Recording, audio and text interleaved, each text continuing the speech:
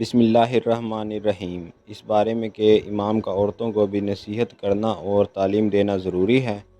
صحیح بخاری حدیث نمبر 98۔ فصل علم کا بیان۔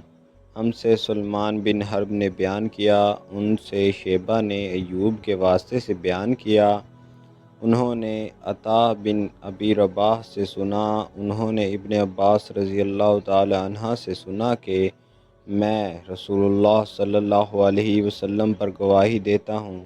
یہ عطا نے کہا کہ میں ابن عباس پر گواہی دیتا ہوں کہ نبی کریم صلی اللہ علیہ وسلم ایک مرتبہ عید کے موقع پر مردوں کی صفوں میں سے نکلے اور آپ صلی اللہ علیہ وسلم کے ساتھ بلال رضی اللہ تعالی عنہ تھے۔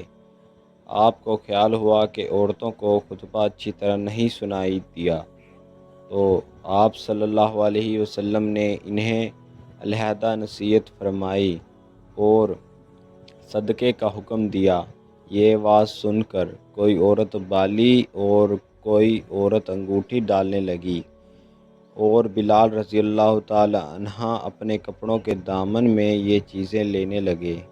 اس حدیث کو اسماعیل بن علیہ نے ایوب سے روایت کیا، انہوں نے عطا سے کہ ابن عباس رضی اللہ تعالی عنہ نے یوں کہا کہ میں نبی کریم صلی اللہ علیہ وسلم پر گواہی دیتا ہوں، اس میں شک نہیں ہے۔